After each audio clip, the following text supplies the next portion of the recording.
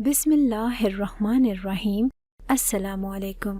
میں اسی علاقے کی رہنے والی تھی، لیکن چھوٹی سی تھی جب میرے والد صاحب مجھے یہاں سے لے گئے۔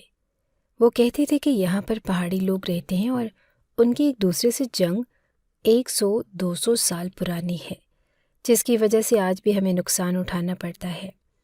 میں پڑھائی میں اچھی تھی تو مجھے وہاں سے نکال لیا گیا۔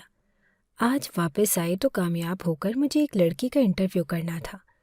وہ بھی میری طرح پہاڑوں کی بیٹی تھی، لیکن نہ جانے اس نے کیا کیا کہ لوگ اس کے صدقے واری جا رہے تھے، جبکہ جس طرح سے اسے یہاں لے جایا گیا، جب کسی لڑکی کو اغوا کر لیا جاتا تو وہ واپس آتی ہے تو کوئی بھی اس کو قبول نہیں کرتا۔ سب یہی کہتے ہیں کہ اب یہ کسی قابل نہیں رہی۔ ایسی لڑکیوں کی اگر منگنیاں ہوئی ہوں تو منگنیاں ٹوٹ جاتی ہیں، اور رشتے ہوئے ہوں تو لوگ ان کو اپنانے سے انکار کر دیتے ہیں، اور اگر شادی شدہ ہوں تو ان کے شوہر ان کو طلاق دے دیتے ہیں۔ یہ ہمارے ہی معاشرے میں ہوتا ہے، جس کے ساتھ ظلم ہو اس کے اوپر مزید ظلم کیا جاتا ہے، کیونکہ اس کے ساتھ ظلم ہوا تھا۔ تو پھر اس لڑکی کو سب کیوں سب پاؤں کی دھول بنانے کی بجائے سر کا تاج بنانے کو تیار تھے؟ لیکن یہ لڑکی نہ صرف لوگوں کی آنکھوں کا تارا بن چکی تھی، بلکہ اس سے شادی کرنے کے لیے بھی جوان سے جوان اور خوبصورت سے خوبصورت مرد تیار تھا۔ ان کا کہنا تھا کہ اس لڑکی سے شادی کرنے والا کوئی بہت ہی زیادہ خوش نصیب ہوگا، اور اگر ایسی شادی کے نتیجے میں اولاد پیدا ہوئی تو وہ اولاد بھی بہت بہادر ہوگی۔ یہ لڑکی بہادر لوگوں کو پیدا کرے گی، اور ہمیں بہادروں کی بڑی سخت ضرورت ہے۔ ایک نوجوان نے تو کھڑے کھڑے ہی یہ بات کر دی کہ اس کے ماں باپ سے بات کرنا چاہتا ہوں، اس کا ہاتھ مانگنا چاہتا ہوں، اور میں اس سے نکاح کرنا چاہتا ہوں۔ بہادر لوگ تھے پہاڑوں پہ رہنے والے لوگ، سخت جان اور مضبوط دل کے مالک ہوتے ہیں۔ جب وہ صحیح بات کرنے پہ آتے ہیں تو پھر کر دیتے ہیں، اور اس کے پیچھے وہ کبھی بیچ جاتے نہیں ہیں۔ اور جس لڑکے نے شادی کرنے کی بات کی تھی وہ بھی بڑا ہی بہادر اور خوبصورت تھا، اور مشہور بھی۔ میں نے اس لڑکی کو دور سے دیکھا تھا، کیونکہ ابھی اس کے آس پاس بڑا رش تھا، اور اس کے ہاتھ میں ایک شاپر بھی تھا۔ یہ شاپر کالے رنگ کا تھا۔ اس کے اندر نہ جانے کیا چیز تھی، لیکن سب کا کہنا تھا کہ یہ اس کی جیت کا نشان ہے۔ لڑکی کو جب دور سے دیکھا تو دیکھنے میں وہ سادہ سی لگ رہی تھی۔ خوبصورت تو تھی ہی، کیونکہ پہاڑوں پہ رہنے والے لوگ خوبصورت ہوتے ہیں۔ یہ ہم سب جانتے ہیں کہ دبلی پتلی اور ایسی بھی لگ رہی تھی کہ جیسے اس نے کبھی مکھی بھی نہ ماری ہوگی۔ تو پھر ایسا کون سا کارنامہ سر انجام دے دیا کہ سب لوگ اس کے صدقے واری جا رہے تھے؟ اس طرح سے اس سے مل پانا مشکل تھا۔ انٹرویو کنڈکٹ کرنے کے لیے تھوڑی بہت کوشش کی گئی، اور بالآخر وہ میری آنکھوں کے سامنے بیٹھی تھی۔ ابھی بھی وہ شاپر اس کے ہاتھ میں تھا۔ مجھے تو بہت زیادہ تجسس ہو رہا تھا، کیونکہ اب میں نے اسے غور سے دیکھا تو مجھے پتہ چلا کہ کم عمر تھی، اتنی زیادہ عمر کی بھی نہ تھی۔ میں نے کہا کہ نام کیا ہے تمہارا؟ تو اس نے اپنا نام صباحت بتایا اور کہا کہ لوگ مجھے پیار سے صبا کہتے ہیں۔ میں نے کہا کہ صبا، تم مجھے بتاؤ گی کہ تمہارے ساتھ کیا ہوا تھا؟ کہنے لگی کہ ہاں، میں آپ کو اپنی کہانی ضرور سناؤں گی تاکہ آپ دوسروں کو یہ بتا سکیں کہ اس قوم کی بیٹیاں کتنی بہادر ہیں۔ اس نے کہا کہ میں یہ بات بتا دینا چاہتی ہوں کہ عورت کمزور نہیں۔ میں نے جب اس لڑکی کی باتیں سنی تو میں حیران تھی۔ مجھے لگا کہ ہچکچائے گی، شرمائے گی، ٹھیک سے بات نہیں کر پائے گی، لیکن یہ تو سر اٹھا کر بول رہی تھی۔ میرا تجسس اب آسمان پر پہنچ چکا تھا۔ مجھے نہ صرف خود جاننا تھا بلکہ یہ خبر آگے بھی پہنچانی تھی۔ میں متوجہ تھی۔ میں نے کہا کہ ایسی بھی کون سی بہادری کر لی تم نے جس کے اوپر تمہیں اتنا فخر ہے؟ تو اس نے کہا کہ بہت فخر ہے مجھے، اور کیوں؟ وہ میں آپ کو آخر میں بتاؤں گی۔ میں اس کی کہانی سننے کے لیے بیٹھی تھی، اور جب اس نے اپنے بارے میں بتانا شروع کیا تو کچھ ایسے الفاظ میں بتایا۔ میرا نام صباحت ہے، میں ایک چرواہے کی بیٹی ہوں۔ ہم لوگ پہاڑوں پر رہتے تھے جہاں قدرت کی خوبصورتی ہماری زندگی کا حصہ تھی۔ ہمارے پاس چند جانور تھے جن کے دودھ، اون اور کبھی کبھار ان کو بیچ کر ہمارا گزر بسر ہوتا تھا۔ ہم نے زندگی کی بہت زیادہ سہولیات نہیں دیکھی، لیکن جتنا ہمارے لیے کافی تھا وہ سب کچھ ہمیں میسر تھا۔ ہمارا گھر چھوٹا لیکن پرسکون تھا۔ موسم کی سختی سے بچنے کے لیے ہمارے پاس گرم کپڑے اور نرم بستر تھے۔ کھانے پینے کے لیے جو کچھ ہمارے علاقے میں آسانی سے مل جاتا تھا وہ ہمارے لیے کسی نعمت سے کم نہ تھا۔ چائے، روٹی، پراٹھے یہ سب ہماری روزمرہ زندگی کا حصہ تھے۔ میری 5 بہنیں اور 4 جہاں میرے والدین، دادا، دادی، 3 چاچیاں اور ان کے بچے سب ایک ہی چھت کے نیچے تھے۔ ہمارے گھر میں کل 25 لوگ تھے اور یہ بڑی گہما گہمی اور محبت بھری زندگی تھی۔ زندگی اپنی ہی روانی میں چل رہی تھی اور دن جانوروں کی دیکھ بھال اور چھوٹے چھوٹے گھریلو کاموں میں گزر جاتا۔ ہر رات کو سب مل کر کہانیاں سنتے اور ہنستے ہنساتے۔ سب کچھ ایسا تھا کہ انسان دل ہی دل میں شکر گزار ہو جائے، لیکن ہمیں کیا خبر تھی کہ ہمارے خوبصورت دنوں پر ایک سیاہ سایہ پڑنے والا ہے۔ ایک دن میں نے بابا کی زبان سے سنا کہ پھر سے پہاڑوں پر جنگ چھڑ گئی ہے۔ ان کے لہجے میں ایک عجیب سی فکر تھی جو میرے لیے نئی تھی۔ وہ کہہ رہے تھے کہ اس بار کچھ اور بھی ہو سکتا ہے، کچھ ایسا جو پہلے کبھی نہیں ہوا۔ میں نے اس وقت اس بات کو زیادہ اہمیت نہ دی، شاید اس لیے کہ بچپن میں ہمیں بڑے مسائل کا اندازہ نہیں ہوتا۔ لیکن اگلے ہی دن جو خبر ہمارے گھر پہنچی اس نے ہماری زندگی بابا سے کہہ رہی تھی کہ اگر پھر سے حالات خراب ہو گئے تو کیا ہوگا۔ سردی کا موسم ہے، چھوٹے چھوٹے بچے ہیں اور پورا گھر بچوں سے بھر گیا ہے۔ کہنے لگے کہ پچھلی دفعہ بھی حالات خراب ہوئے تھے۔ میری ماں نے کہا کہ پچھلی دفعہ اس گھر میں اتنے بچے نہیں تھے، نہ ہی اتنی عورتیں تھیں، صرف ایک میں ہی تو تھی۔ اب تو آپ کے تینوں بھائیوں کی شادی بھی ہو گئی اور بچے بھی پیدا ہو گئے۔ اتنی ساری عورتوں اور بچوں کو لے کر کہاں جائیں گے؟ کیا ہمیں پھر سے یہ جگہ چھوڑ کے جانی ہوگی؟ میرے بابا نے کہا کہ ابھی پکا پتہ نہیں، پر دیکھیں گے کہ میں اپنی ماں کے ساتھ بیٹھی تھی جب میں نے ان سے پوچھا۔ میری ماں ہمیشہ پرسکون اور حوصلہ مند نظر آتی تھی، لیکن اس دن ان کے چہرے پر جو اضطراب میں نے دیکھا وہ کچھ اور ہی کہانی سنا رہا تھا۔ میں نے جب ان سے پوچھا کہ ماں کیا پہلے بھی یہاں جنگ ہوئی تھی، تو انہوں نے گہری سانس لی اور مجھے اپنے قریب بٹھا لیا۔ ان کی آنکھوں میں ایک عجیب سی نمی تھی، جیسے برسوں کے چھپے ہوئے دکھ کسی کونے سے بھر مجھے اپنے قریب بٹھا لیا۔ ان کی آنکھوں میں ایک عجیب سی نمی تھی، جیسے برسوں کے چھپے ہوئے دکھ کسی کونے سے باہر آنے کو بے تاب ہوں۔ ہاں بیٹی، جنگ پہلے بھی لگی تھی، انہوں نے آہستہ سے کہا۔ اس وقت تو صرف 2 سال کی تھی۔ حالات ایسے خراب ہوئے تھے کہ ہمیں اپنا یہ گھر چھوڑنا پڑا۔ ہمیں پتہ ہی نہیں چلا کہ غلطی کس کی تھی، کون صحیح تھا، لیکن جنگ کا ماحول تھا اور ہر طرف خوف کا سایہ تھا۔ تیرے ابا نے بہت حوصلہ دکھایا، لیکن پھر بھی ہمیں یہاں سے جانا پڑا۔ میں نے ان کی بات کو دلچسپی سے سننا شروع کیا۔ ماں نے ایک لمحے کے لیے توقف کیا، جیسے ماضی کی یادیں انہیں کسی گہرے درد میں لے جا رہی ہوں۔ پھر وہ بولی کہ ہم 1 سال اور 11 مہینے گھر سے باہر رہے۔ یہ وقت اتنا مشکل تھا کہ لفظوں میں بیان کرنا ممکن نہیں۔ کبھی کسی رشتہ دار کے گھر رہتے تو کبھی دوسرے کے، لیکن یہ بھی آسان نہیں تھا۔ جن کے گھروں میں ہم پناہ لیتے وہ کہتے تھے کہ ہم ان کے گھر میں آ کر بیٹھ گئے ہیں، لیکن حقیقت یہ تھی کہ ہمیں واپس آنا ممکن ہی نہیں لگ رہا تھا۔ ماں کے لہجے میں ایک تلخی تھی، لیکن ساتھ ہی وہ ضبط کی بھی ایک مثال تھی۔ انہوں نے اپنی بات جاری رکھی۔ جب ہم واپس آئے تو جانتی ہو کیا ہوا؟ ہمارا گھر تو جوں کا توں کھڑا تھا، لیکن اندر کا سب کچھ غائب تھا۔ میں نے ایک بھرا ہوا گھر چھوڑا، جب لوٹی تو وہاں کچھ بھی نہ تھا، ہر چیز لٹ گئی تھی۔ وہ جو جنگ کا فائدہ اٹھاتے ہیں وہ اپنے ہی ہوتے ہیں بیٹی، یہ کسی باہر والے نے نہیں کیا، اپنے ہی لوگوں نے۔ میں نے حیرانی سے پوچھا کہ ایک بھی چیز نہیں تھی ماں؟ انہوں نے میری طرف دیکھ کر کہا کہ نہیں، ایک برتن بھی نہ تھا جس میں پانی پی سکے، سب کچھ ختم ہو چکا تھا۔ وہ وقت ایسا تھا کہ نہ صرف سامان چھینا گیا بلکہ عزت نفس اور اعتماد بھی مجروح ہوا تھا۔ میں نے اپنے ہاتھوں سے سب کچھ بنایا تھا اور پھر یہ سب ختم ہو گیا۔ میں نے محسوس کیا کہ ماں کی آواز لرزنے لگی تھی۔ وہ چند لمحوں کے لیے خاموش ہو گئی، جیسے خود کو سنبھال رہی ہوں، اور پھر انہوں نے کہا کہ بڑی مشکل سے ہم نے پھر سے سب کچھ بنایا۔ تیرے ابا نے دوبارہ کام شروع کیا، لیکن ان کی دکان کو بھی ان لوگوں نے توڑ دیا تھا۔ یہ سب بہت تکلیف دہ تھا، لیکن ہم نے ہمت نہیں ہاری۔ دھیرے دھیرے ہم نے اپنا گھر پھر سے بسایا اور زندگی کو دوبارہ جینے کے قابل بنایا۔ لیکن اب اگر پھر سے جنگ لگ گئی تو پتہ نہیں کیا ہوگا۔ ماں کے چہرے پر گہری فکر تھی۔ انہوں نے کہا کہ پہلے تو میں تھی، تو تھی اور تیرے دادا دادی تھے اور 3 چاچو تھے۔ وہ بھی اس وقت چھوٹے تھے لیکن بچپن سے نکل چکے تھے۔ وہ اپنی جوانی میں تھے اور حالات کو سمجھنے کے قابل تھے، لیکن اب اس گھر میں اتنے سارے بچے ہیں، نہ جانے ہم سب کا کیا ہوگا۔ میں نے ماں سے کہا کہ ماں، یہ حالات خراب کرنے والے لوگ کون ہوتے ہیں؟ کیا وہ ہمارے دشمن ہیں؟ ماں نے گہری نظر سے مجھے دیکھا۔ ان میں سمجھ کی کمی ہوتی ہے۔ وہ یہ نہیں سمجھتے کہ جنگ میں صرف دشمن کا نقصان نہیں ہوتا، اپنا بھی نقصان ہوتا ہے۔ وہ دوسروں کو دکھ پہنچانے کی کوشش میں اپنی ہی بربادی کا سامان کرتے ہیں۔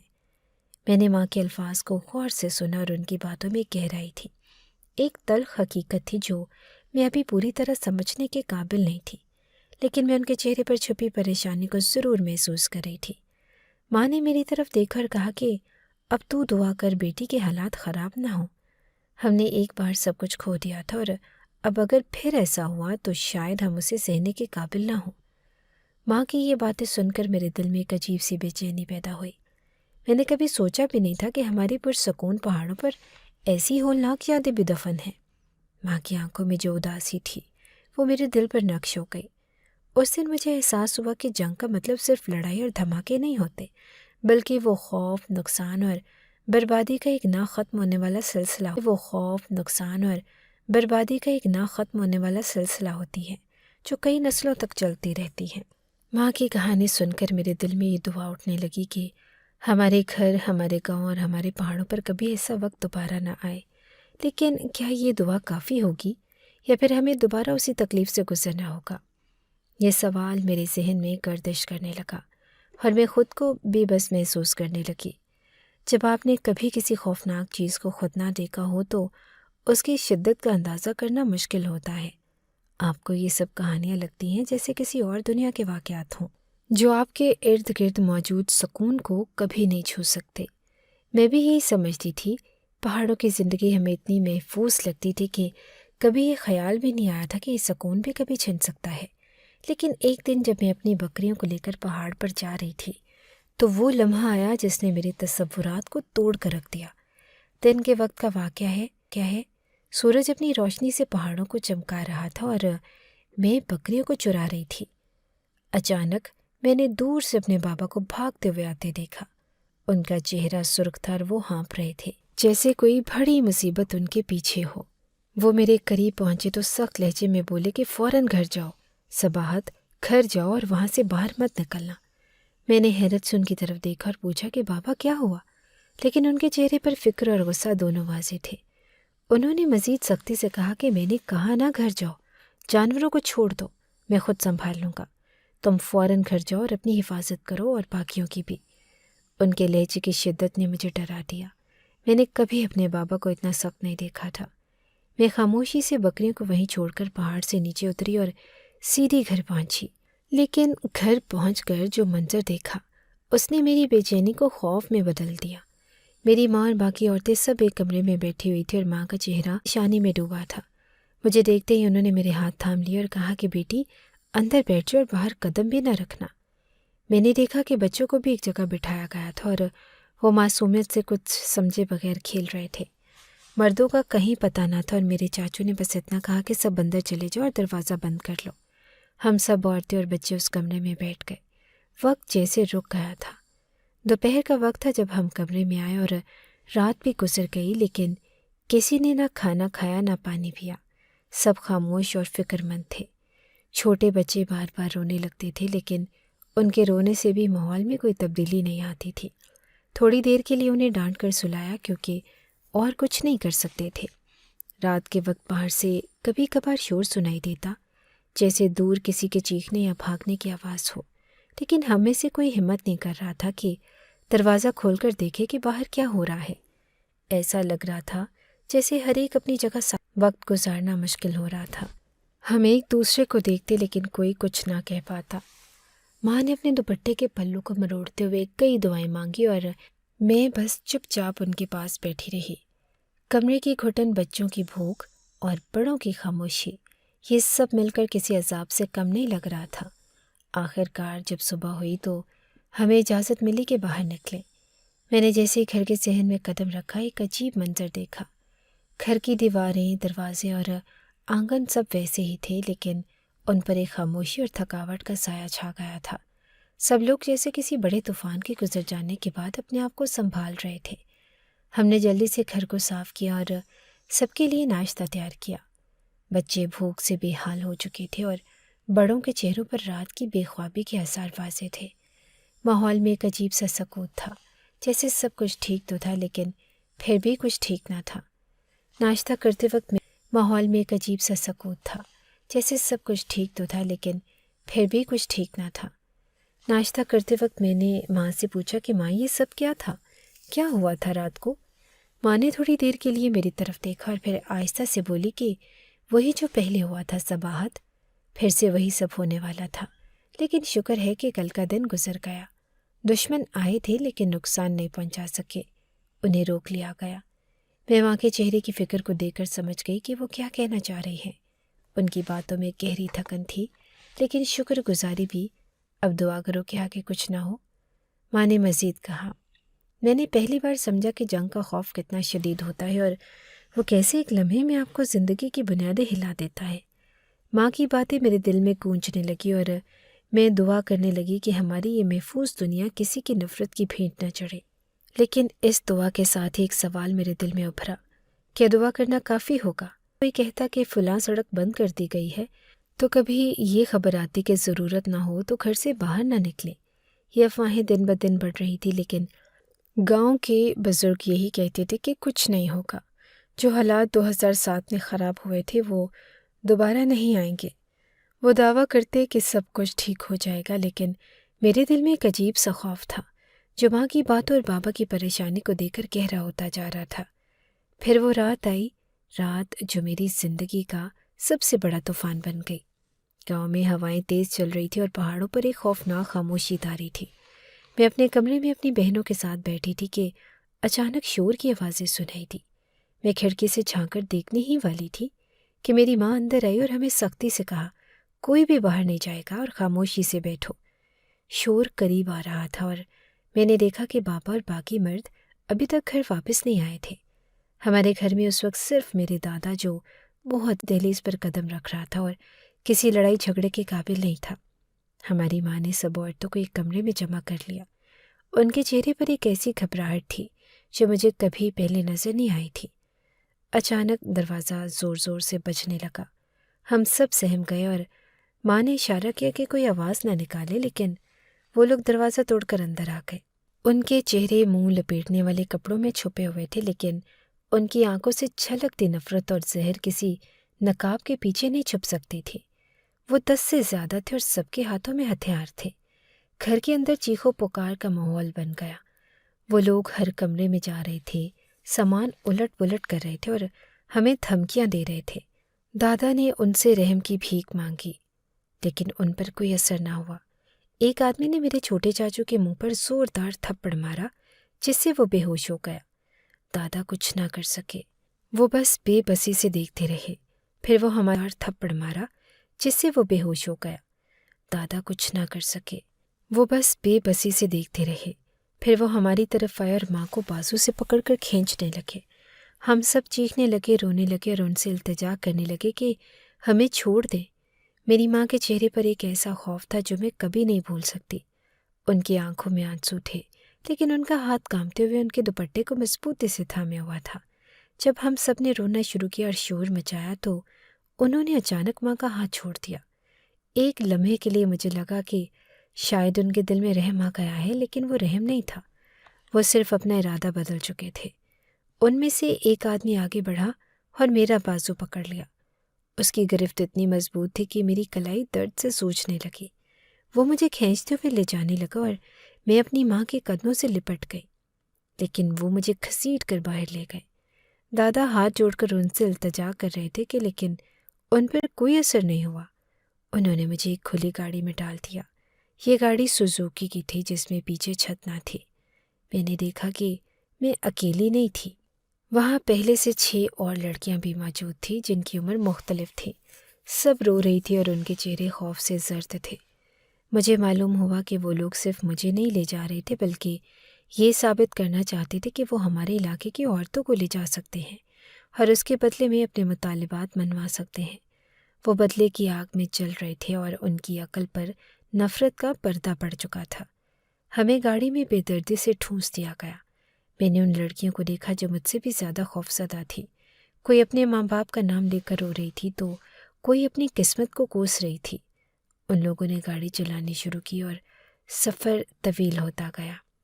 میں نے ایک لڑکی سے دھیمی آواز میں پوچھا، یہ ہمیں کہاں لے جا رہے ہیں؟ اس نے خوفزدہ لہجے میں کہا کہ کہا جاتا ہے کہ ان کا گاؤں یہاں سے 4 گھنٹے دور ہے۔ یہ سن کر میرا دل دہل گیا۔ سفر کے دوران ہوا سرد تھی اور گاڑی کی رفتار تیز، لیکن اس سرد ہوا میں بھی پسینے کے قطرے میرے ماتھے پر بہہ رہے تھے۔ میرے ذہن میں مختلف خیالات آ رہے تھے۔ کیا میں کبھی اپنی ماں کو دوبارہ دیکھ سکوں گی؟ کیا میرے بابا ہمیں ڈھونڈ پائیں گے؟ کیا ہم کبھی اپنے گھر واپس جا سکیں گے؟ گاڑی کے جھٹکوں اور لڑکیوں کی ہچکیوں کے بیچ وہ لوگ آپس میں بات کر رہے تھے۔ ان کی آوازیں نفرت سے بھری ہوئی تھی۔ وہ کہہ رہے تھے کہ یہ ہمارا حق ہے اور ہمیں وہی کرنا ہے جو ہمیں ٹھیک لگتا ہے۔ ان کی باتوں سے صاف ظاہر تھا کہ ان کے دلوں میں انسانیت نام کی کوئی چیز باقی نہیں رہی تھی۔ راستہ کٹتا جا رہا تھا، لیکن ہر لمحہ میرے لیے قیامت کی طرح گزر رہا تھا۔ ہمیں کچھ سمجھ نہیں آ رہا تھا کہ ہمارا انجام کیا ہوگا، لیکن اس وقت میرے دل میں صرف ایک دعا تھی، یا اللہ ہماری حفاظت فرما، ہمیں اس مصیبت سے نکال دے۔ ان خوف اور آنکھوں میں بے بسی کی لالی ہمارے چہروں پر واضح تھی۔ جگہ ویران اور خوفناک تھی، ایک ایسا علاقہ جہاں دور دور تک اس انسان کے ہونے کا نشان نہیں تھا۔ سامنے ایک پرانا اور گندا کمرہ تھا، جس کی دیواروں پر مٹی اور نمی کی تہیں جمی ہوئی تھی۔ یہ کمرہ زیادہ تر جانوروں کو رکھنے کے لیے استعمال ہوتا ہوگا، کیونکہ اندر داخل ہوتے ہی گوبر اور بدبو کا احساس ہونے لگا۔ ہمیں ایک قطار میں اندر لے جایا گیا اور کمرے میں روشنی نہ ہونے کے برابر تھی، لیکن جو کچھ نظر آ رہا تھا وہ بھی دل دہلا دینے کے لیے کافی تھا۔ وہاں کئی مرد موجود تھے اور ان کے چہروں پر نفرت اور خباثت کا سایہ تھا۔ ان کی آنکھوں میں ایک عجیب سی منحوسیت اور بے حسی جھلک رہی تھی، جیسے وہ جانتے ہوں کہ وہ کیا کر رہے ہیں، لیکن انہیں اس پر کوئی پچھتاوا یا شرمندگی نہ تھی۔ جیسے ہی ہم اندر پہنچے، وہ ایک دوسرے سے باتیں کرنے لگے۔ ان کی باتوں میں ہمارے لیے کسی ہمدردی کا شائبہ تک نہ تھا۔ آتے ہیں یا اپنی عزت کا خیال کر کے انہیں بھول جاتے ہیں، دوسرے آدمی نے کہہ لگایا اور بولا، یہ لوگ اپنے لیے بڑی عزت کا دعویٰ کرتے ہیں، لیکن دیکھتے ہیں کہ ان کی یہ عزت یہاں کتنی دیر تک ٹکی رہتی ہے۔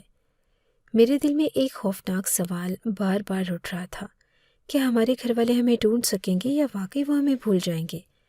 یہ خیال آتے ہی میرے وجود کو جھنجھوڑنے کے لیے کافی تھا۔ میں نے باقی لڑکیوں کی طرف دیکھا، ان کے چہرے بے رنگ ہو چکے تھے اور آنکھوں میں آنسو خشک ہو چکے تھے، اور ان کی حالت اس طرح کی تھی جیسے وہ موت کے انتظار میں بیٹھی ہوں۔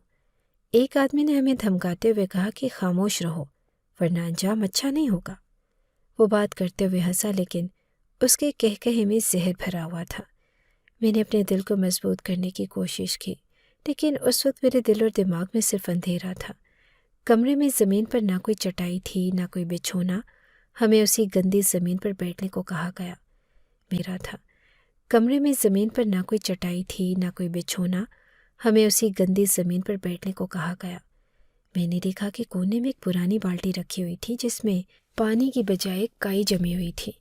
بدبو اتنی شدید تھی کہ سانس لینا مشکل ہو رہا تھا، لیکن ہمارے پاس کوئی اور راستہ نہ تھا۔ ہم سب کو مجبوراً زمین پر بیٹھنا پڑا۔ ان مردوں نے ہمیں دھمکی اور طنزیہ جملوں کے درمیان چھوڑ دیا۔ ان میں سے ایک نے کہا، یہ کمرہ ان کے لیے کافی ہے، عورتیں کون سا زیادہ سہولتوں کی عادی ہوتی ہیں۔ پھر وہ سب باہر نکل گئے، لیکن جاتے ہوئے دروازے پر تالا لگا دیا۔ کمرے کے اندر عجیب خاموشی چھا گئی، کوئی کچھ بولنے کی ہمت نہیں کر رہا تھا۔ ایک لڑکی نے دھیمی آواز میں کہا کہ ہمیں یہاں سے کیسے نکالا جائے گا؟ کیا ہمارے گھر والے ہمیں ڈھونڈ سکیں گے؟ اس کی آواز کانپ رہی تھی اور آنکھوں سے آنسو ٹپک رہے تھے۔ کسی کے پاس کوئی جواب نہ تھا۔ میری آنکھوں کے سامنے میرے ماں باپ کے چہرے گھوم تھے۔ میرے ذہن میں ایک لمحہ ایک ہی بات گونج رہی تھی، میرے باپ اور بھائی مجھے کبھی نہیں چھوڑیں گے۔ میں ان کے مزاج کو جانتی تھی کہ وہ ایسے نہیں تھے کہ اگر دشمنوں نے مجھے اغوا کر لیا تو میری واپسی پر مجھے قبول نہ کریں۔ وہ مجھے بہت پیار کرتے تھے، میں ان کی پہلی اولاد تھی اور ان کی آنکھوں کا تارا۔ میرے دادا دادی بھی مجھ سے بے حد محبت کرتے تھے اور میرا سب سے بڑا ہونا میری ذمہ داری کو بھی بڑھا دیتا تھا۔ میں جانتی تھی کہ وہ ہر ممکن کوشش کریں گے کہ مجھے یہاں سے نکال لیں۔ میرے ارد گرد موجود باقی عورتیں خوف اور بے بسی کی تصویر بنی ہوئی تھی۔ ان کی آنکھوں میں خوف، چہروں پر مایوسی اور زبان پر صرف التجا تھی۔ ان میں سے کئی اپنی جگہ بیٹھی سسک رہی تھی اور کچھ دیوار کے سہارے آنکھیں بند کیے بیٹھی تھی، جیسے اپنی حقیقت کو تسلیم کرنے کی کوشش کر رہی ہوں۔ اچانک دروازہ کھلا اور ایک مرد اندر آیا۔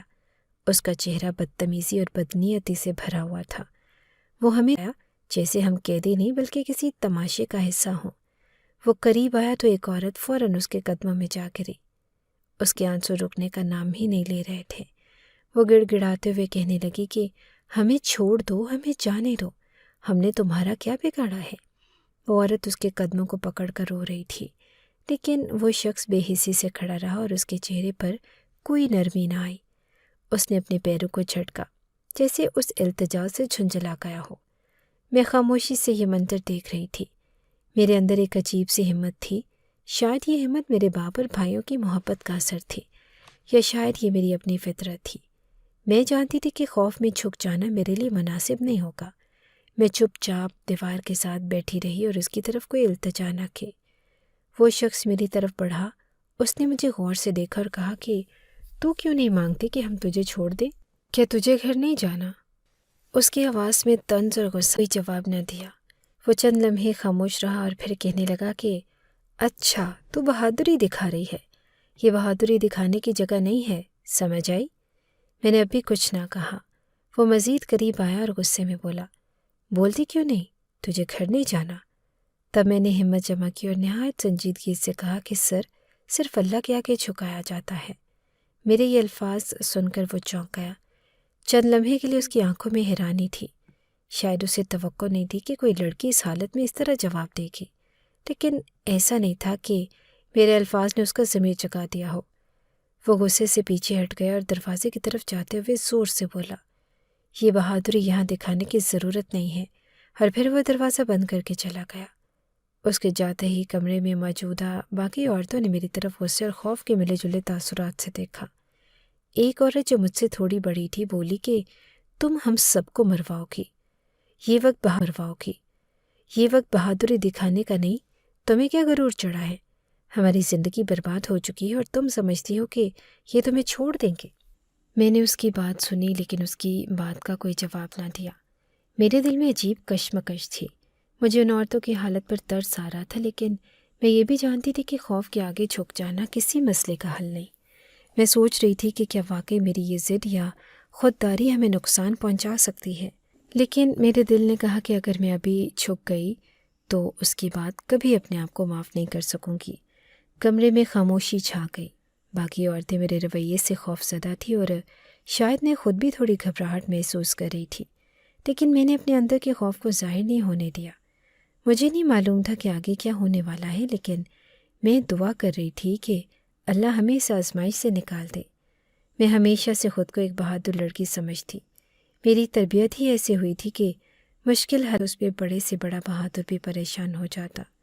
میں بھی اندر سے لرز رہی تھی، لیکن اپنی گھبراہٹ ظاہر نہیں ہونے دی۔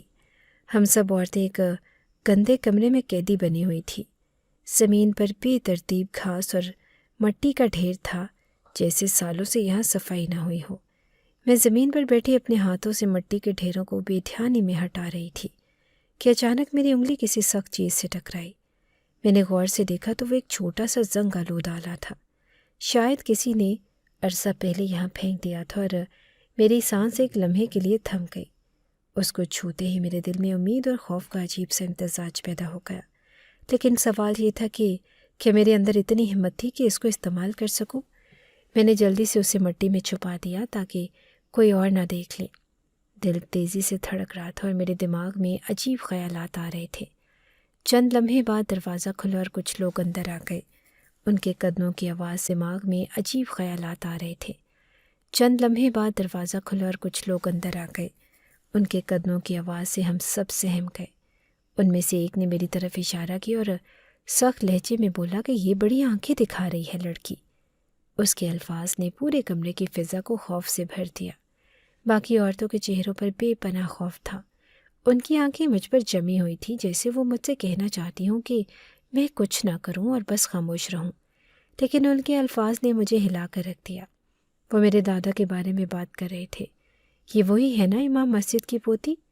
میرے دادا کا ذکر ان لوگوں کے طنز لہجے میں سن کر میرے دل میں عجیب سا جوش آیا۔ وہ شخص جو بات کر رہا تھا میرے قریب آ کر کھڑا ہو گیا اور مجھے غور سے دیکھنے لگا۔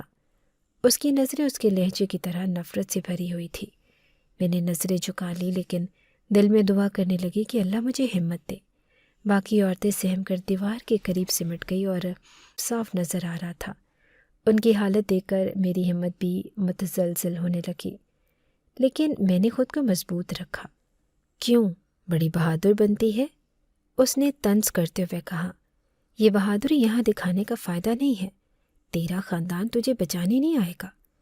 اس کی باتیں سن کر میرا دل چاہا کہ چیخ کر کہوں کہ تمہیں نہیں معلوم کہ میرا خاندان کیسا ہے، لیکن میں نے اپنے جذبات قابو میں رکھے۔ اس شخص نے مزید کہا کہ دیکھتے ہیں تیرے دادا کی عزت کا کیا ہوتا ہے جب وہ جانیں گے کہ ان کی پوتی ہماری قید میں ہے۔ یہ سن کر میرے اندر ایک طوفان سا اٹھا۔ میں نے دانت پیستے ہوئے اپنے ہاتھوں کو مضبوطی سے مٹی میں دبا لیا جہاں وہ آلہ چھپا ہوا تھا۔ میرے دل میں خیال آیا کہ اگر یہ شخص میرے قریب آیا تو میں یہ استعمال کر لوں گی، لیکن خوف بھی اپنی جگہ تھا۔ کیا میں واقعی یہ کر پاؤں گی؟ میرا سانس گھٹنے لگا، لیکن میں نے اپنی خاموشی برقرار رکھی۔ میں جانتی تھی کہ اگر میں کوئی جذباتی مزید مشتعل ہو سکتا ہے۔ ایک اور شخص جو دروازے کے پاس کھڑا تھا، اس نے کہا کہ چھوڑو اسے اور یہ سب ڈر کے مارے خاموش ہو جائیں گی، لیکن پہلے والا شخص ہنسا اور بولا کہ یہ نہیں ڈرے گی، یہ وہی لڑکی ہے جو ہمیں آنکھیں دکھا رہی تھی، دیکھتے ہیں کب تک بہادری دکھاتی ہے۔ اس کے الفاظ سے میرا دل کانپ گیا، لیکن میں نے خود پر قابو رکھا۔ میرے اندر خوف اور غصے کا عجیب امتزاج تھا۔ میں سوچ رہی تھی کہ یہاں سے بھاگ جاؤں، لیکن اس کے ساتھ ہی یہ بھی خیال آ رہا تھا کہ اس کے بعد کیا ہوگا، باقی عورتوں کا کیا ہوگا، کیا میں ان سب کی زندگی کو خطرے میں ڈال دوں گی؟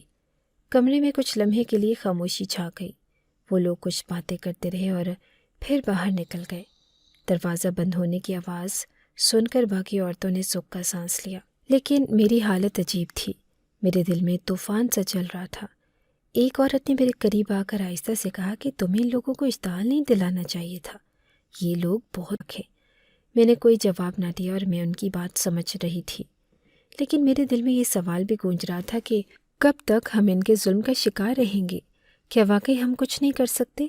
رات کے اندھیرے میں جب سب عورتیں تھکن اور خوف سے نیم بے ہوشی کی حالت میں تھی، میں زمین پر بیٹھی وہ آلہ تھامے دعا کر رہی تھی۔ میں نے اللہ سے ہدایت اور مدد مانگی اور دل میں یہ عہد کیا کہ اگر موقع ملا تو میں اپنی اور ان سب کی حفاظت کے لیے کچھ نہ کچھ ضرور کروں گی، لیکن یہ کب اور کیسے ہوگا یہ صرف وقت ہی بتا سکتا تھا۔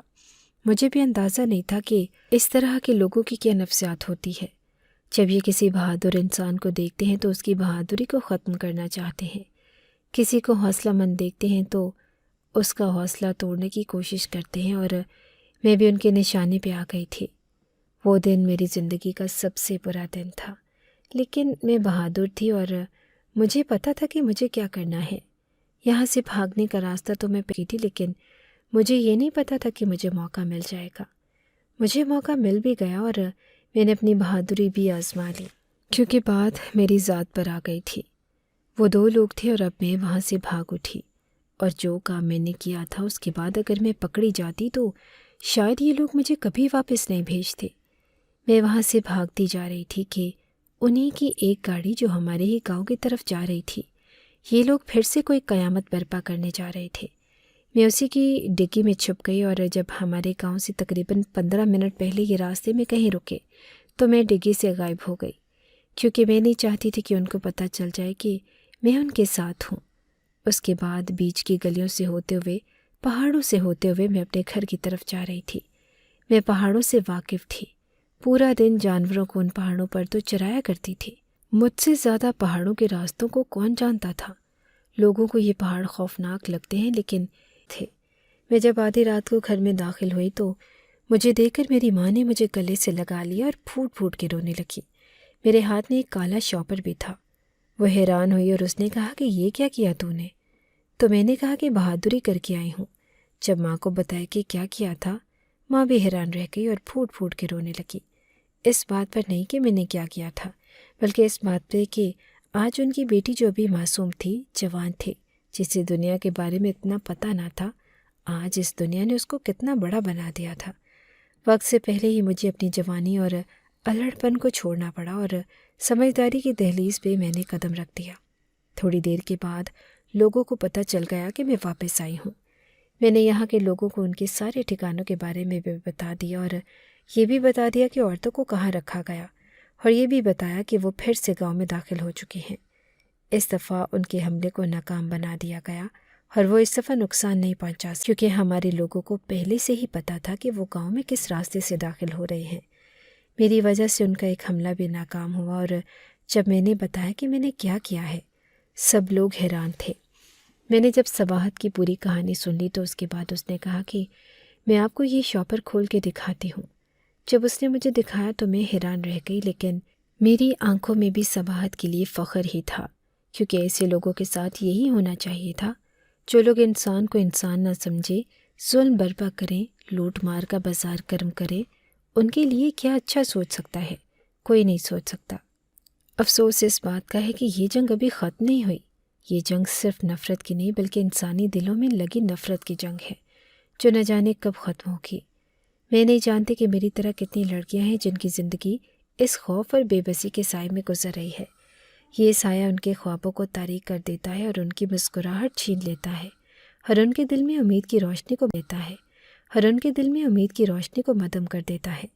میں ان سب لڑکیوں کے بارے میں سوچتی ہوں جنہیں اپنی آزادی اور خوشیاں صرف اس لیے کھونی پڑ رہی ہیں کہ وہ ایک ایسے معاشرے میں پیدا ہوئیں جہاں طاقت کا مطلب ظلم بن چکا ہے۔ لیکن اگر میں نے ان سب سے ایک بات سیکھی تو وہ یہ ہے کہ زندگی میں ہمارے پاس ہمیشہ دو راستے ہوتے ہیں۔ یا تو ہم خوف کے آگے جھک جائیں، اپنی بے بسی کو قبول کر لیں اور بزدلی میں اپنی زندگی گزار دیں، یا پھر ہم اپنے اندر کی ہمت کو بیدار کریں، بہادری سے کام لیں اور زندگی کے چیلنجز کا سامنا کریں۔ میں نے اپنی زندگی کے سب سے تاریک لمحات میں یہ فیصلہ کیا کہ میں بہادر بنوں گی۔ بہادری کا مطلب یہ نہیں کہ آپ خوف زدہ نہ ہوں، خوف ہر انسان کے دل میں ہوتا ہے، لیکن بہادری یہ ہے کہ آپ اس خوف کے باوجود صحیح فیصلہ کریں، اس خوف کے باوجود ظلم کے خلاف کھڑے ہوں۔ میرے ساتھ جو کچھ ہوا اس نے مجھے یہ سکھایا کہ بہادری ہی وہ واحد راستہ ہے جس انسان اپنی عزت، اپنی پہچان اور اپنی آزادی کو بچا سکتا ہے۔ میں جانتی ہوں کہ ہر کسی کے حالات مختلف ہوتے ہیں، کچھ لوگ میری جیسی زندگی گزار رہے ہیں اور کچھ شاید اس سے بھی بدتر، لیکن میں ان سب کو یہ کہنا چاہتی ہوں کہ خوف سے زیادہ طاقتور کوئی چیز نہیں ہوتی سوائے اس طاقت کے جو آپ کے اندر موجود ہے۔ صباحت کی کہانی سن کر، اس سے مل کر، اس سے باتیں کر کے مجھے یہ احساس ہو گیا کہ پہاڑوں پہ رہنے والے لوگ واقعی بہادر ہوتے ہیں، اور انسان کو بہادر ہونا چاہیے، کیونکہ ایک بہادر اور بزدل کی زندگی ایک جیسی نہیں ہوتی۔ جیسے اللہ کہتا ہے کہ میرے یہاں جاہل اور عالم برابر نہیں، اسی طرح بہادر اور بزدل لوگ بھی برابر نہیں۔ ہمیشہ ڈر ڈر کے زندگی نہیں گزارنی چاہیے۔ جب جنگ آپ کے گھر تک آ جائے تو پھر آپ کو لڑنا ہی پڑتا ہے۔ میں نے اپنی زندگی میں بہت سی کہانیاں سنی تھی، اور اس کی بہادری نے میری آنکھوں کے سامنے زندگی کی حقیقت کو ایک نیا روپ دے دیا۔ یہ کہانی نہ صرف ایک لڑکی کی کہانی تھی بلکہ ہر اس انسان کی کہانی تھی جو ظلم و ستم کے خلاف کھڑا ہو کر اپنی عزت اور آزادی کا دفاع کرتا ہے۔ صباحت کی زندگی میں اتنی مشکلات آئی لیکن وہ کبھی نہیں جھکی۔ اس کی آنکھوں میں ایک عزم تھا، ایک یقین تھا کہ وہ کبھی بھی خوف سے نہیں ہارے گی۔ میں جب بھی اس سے ملتی مجھے وہی عزم اور حوصلہ نظر آتا، جسے دیکھ کر میں نے بھی سیکھا کہ زندگی میں مشکل وقت آتا ہے مگر اس کا مقابلہ بہادری سے کرنا ہی اصل جیت ہے۔ صباحت کی شادی اسی بہادر لڑکے سے ہوئی تھی جس نے اس کے ساتھ اپنے دل کی بات کی تھی اور جسے وہ اپنا ساتھی مانتی تھی۔ اس لڑکے نے نہ صرف اسے دل سے قبول کیا بلکہ اس لڑکی کی زندگی کے ہر لمحے میں اس کا ساتھ دیا۔ آج صباحت خوش ہے اور اپنی زندگی کو نئے سرے سے گزار رہی ہے۔ وہ کہتی ہے کہ انہیں سکھاؤں گی کہ اللہ کے سوا کسی سے نہیں ڈرتے، کیونکہ زندگی میں سب سے بڑی طاقت اس کا ایمان اور اس کا حوصلہ ہوتا ہے۔ جب میں صباحت کی کہانی کو مکمل کرنے کے بعد اسے دیکھتی ہوں تو مجھے یقین ہوتا ہے کہ دنیا میں ابھی بھی ایسے لوگ موجود ہیں جو اپنی بہادری اور حوصلے سے نہ صرف اپنی تقدیر بدل سکتے ہیں بلکہ دوسروں کی زندگیوں میں بھی روشنی ڈال سکتے ہیں۔ صباحت کی کہانی نے مجھے یہ سکھایا کہ ہر مشکل کے بعد ایک نیا سورج طلوع ہوتا ہے، اور جو لوگ اپنی تقدیر خود لکھنے کی جستجو رکھتے ہیں وہ ہمیشہ کامیاب ہوتے ہیں۔ آخر میں میں یہی کہنا چاہوں گی کہ آپ سب لوگ دعا کریں کہ اللہ ہمیں امن دے۔ امن کی قیمت بہت بڑی ہوتی ہے اور اس کی اہمیت ہمیں اس وقت ہی سمجھ آتی ہے جب ہم اسے کھو دیتے ہیں۔ جب آپ اپنے علاقے میں سکون سے رہ رہے ہیں، جب آپ کو اپنے گھر میں تحفظ اور آرام میسر ہے، تو اللہ کا شکر ادا کریں، کیونکہ یہ ایک بہت بڑی نعمت ہے۔ ہم میں سے ہر کسی کو یہ سمجھنا چاہیے کہ امن کا مطلب صرف جنگ سے بچنا نہیں ہوتا، بلکہ یہ آپس میں محبت، احترام اور بھائی چارے کا نام بھی ہے۔ اگر آپ کی زندگی میں کوئی پریشانی نہیں ہے، اگر آپ اپنے اہل خانہ کے ساتھ خوشحال زندگی گزار رہے ہیں، تو اس کے لیے شکر گزار ہوں اور کوشش کریں کہ آپ کی وجہ سے معاشرے میں کوئی بگاڑ نہ ہو، بلکہ ہر جگہ امن اور محبت کا پیغام پھیلے۔ اگر ہم سب اپنے حصے کا کردار ادا کریں، اپنے ارد گرد کی دنیا کو بہتر بنانے کی کوشش کریں، تو انشاءاللہ وہ دن آئیں گے جب دنیا بھر میں امن اور سکون کا راج ہوگا۔ ہماری دعائیں اور ہماری نیک نیتی اصل میں ایک بہتر معاشرے کی بنیاد بن سکتی ہیں۔ اگر آپ کو ہماری یہ کہانی اچھی لگی ہے تو ہماری کہانی کو لائک کیجیے اور اس طرح کی مزید کہانیاں سننے کے لیے ہمارے چینل کو سبسکرائب کیجیے۔ کہانی سننے کا شکریہ۔ آپ سے ملاقات ہوگی اگلی ویڈیو میں، تب تک کے لیے اللہ حافظ۔